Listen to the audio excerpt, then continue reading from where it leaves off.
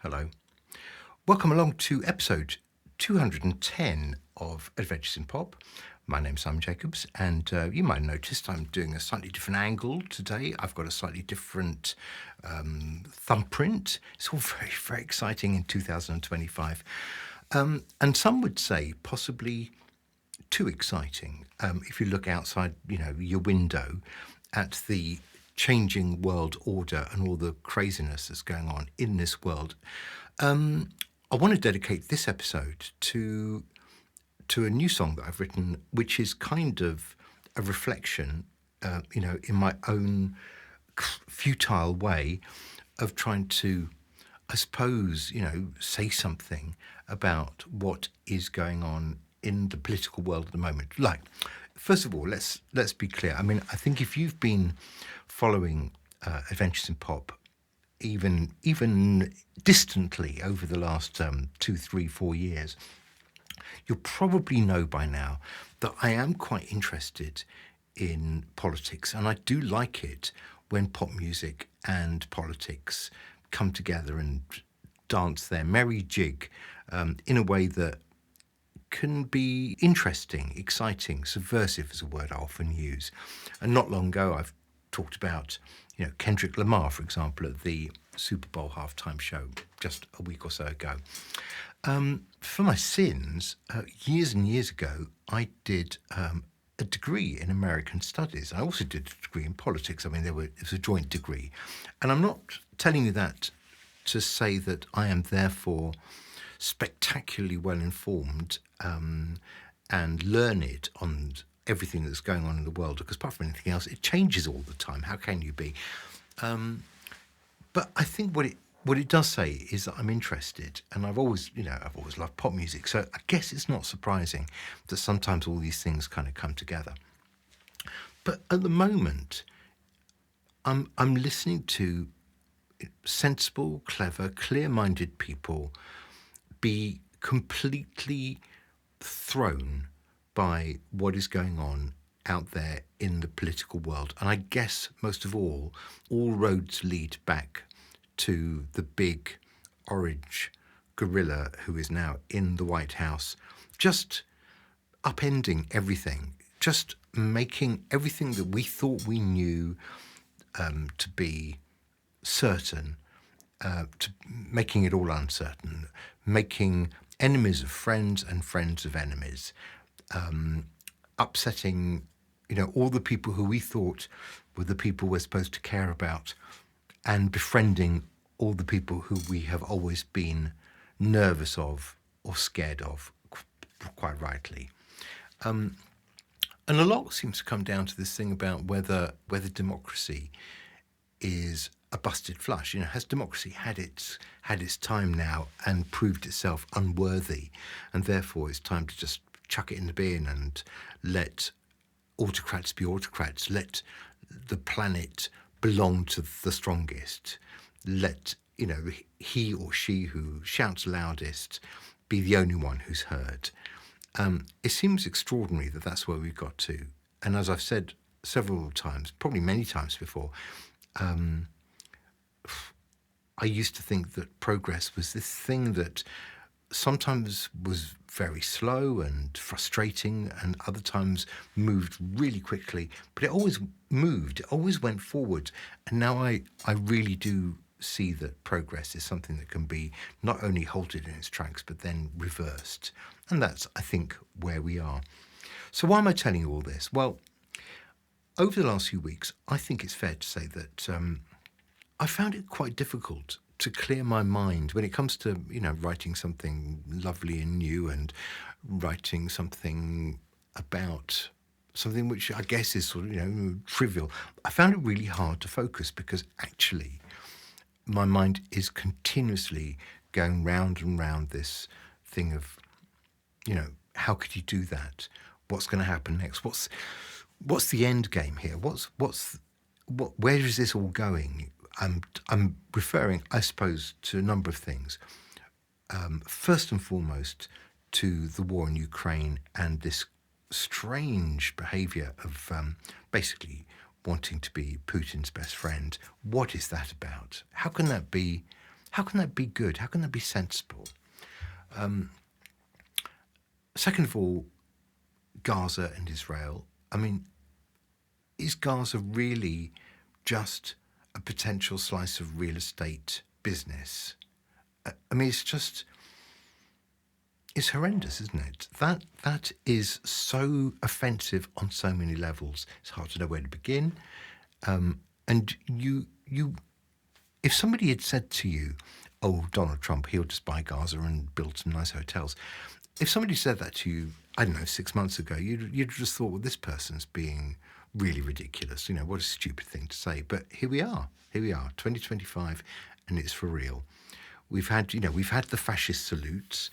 Elon Musk holding forth from the Oval Office with his little toddler. I mean, these are the images that come to mind just from a few weeks of this craziness going on. So when it comes to writing, I have found it really hard to steer myself completely away from just circling back to the madness that's going on at the moment, and a deep sense of dread, and wondering, where does this all go? Where does it all stop? What's the end game? How do we get out of this? How do we turn a corner where people don't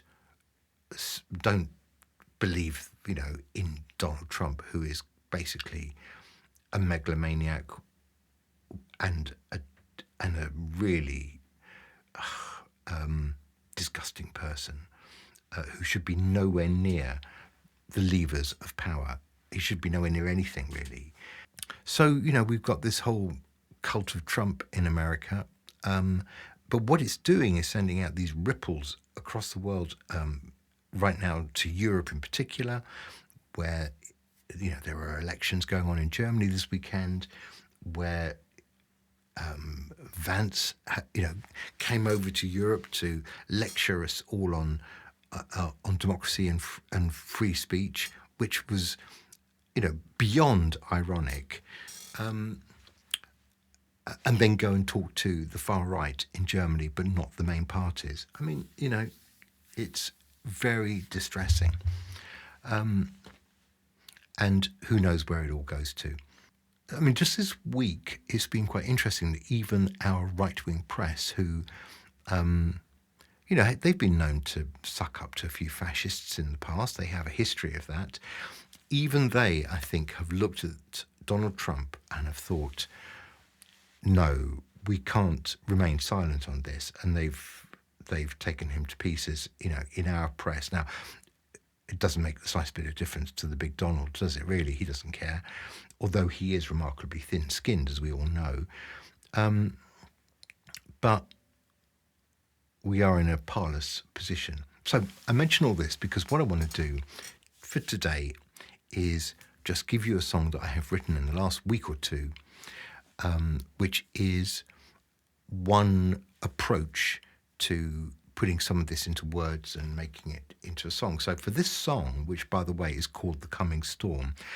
Oh, and The Coming Storm is a nod to, I think, a QAnon trope. I think they talk quite a lot about the coming storm in the QAnon cult, or have done, certainly over previous years. So I'm choosing my phrases carefully, but I've written a song called The Coming Storm. I want to share it with you. It probably won't get released. If it does, it'll be sometime in the future. It's not a dance track, so it's not going to be going on my dance album, of which there is another single coming out. Actually, one of my real favourite singles coming out next week, called My Suburban Town. We'll come back to that when I've got a video and I'm ready to talk about that. But The Coming Storm is a song that is meant to sound ominous and as if sung by somebody, deeply scared. And I was thinking for this about that sense of people rounding people up and sending them away. The whole thing about, finding all the illegals and having them expelled from the country, even back to countries presumably that some of them can't even remember ever being in, but no matter. So The Coming Storm, it was quite easy to write because it was a question of what not to say rather than what to say. And there's a kind of repeating motif. You'll hear me singing, right now it's calm, no sense of alarm, but when the night's here, you can smell the fear. But right now it's calm, no sense of alarm comes around quite often. The rest of it, I think, speaks for itself. So I'm not going to preview the words for you. But I kind of think this is the kind of thing that needs to get written sometimes in order to be able to park it and then get on to other stuff. And if I didn't write it,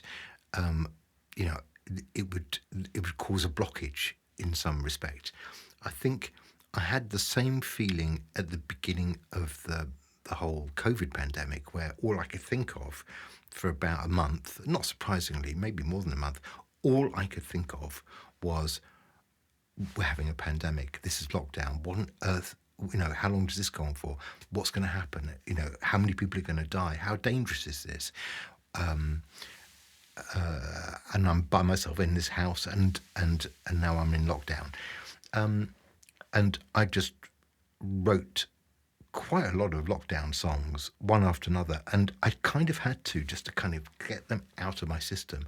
Otherwise, I think I'd have got very stuck. One or two of them were okay, but probably that's about it. So look, I'm going to share this with you right now. The Coming Storm.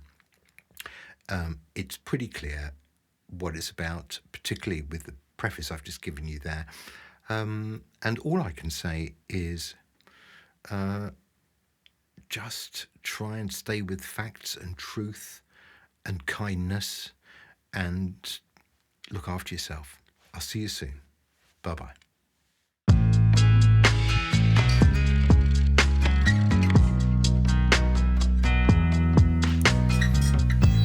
Right now it's calm, no sense of alarm. But when the night is here, you can smell the fear. You gotta stay warm to protect you from the coming storm.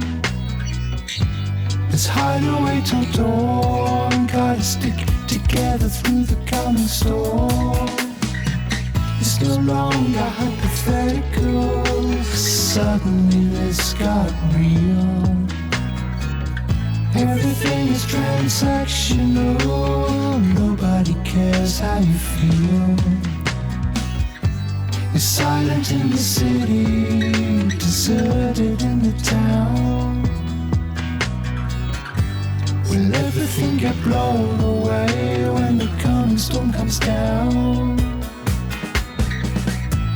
Right now it's calm, no sense of alarm. But don't say you weren't warned about the coming storm. You need to know your enemies, and you gotta trust your friends. Gather up your allies to be ready as and when.